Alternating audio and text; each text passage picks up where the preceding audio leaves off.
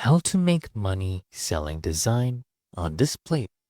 So, all of these people are artists and they have uploaded their artwork on this website, which is basically a print on demand service for metal posters.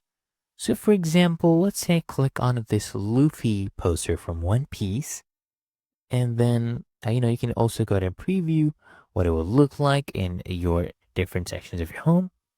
And then you can select your product type, the size. You can add a frame if you would like as well, right?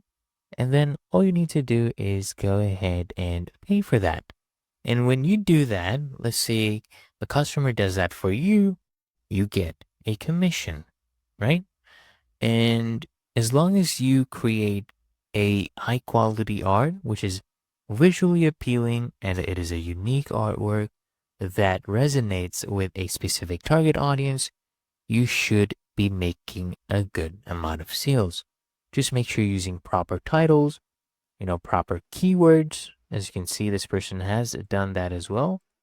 And then you should be good to go. Look at this person. He has over 15,724 reviews. And that's just the reviews. I'm sure he has made way more sales. And it's really that easy and simple.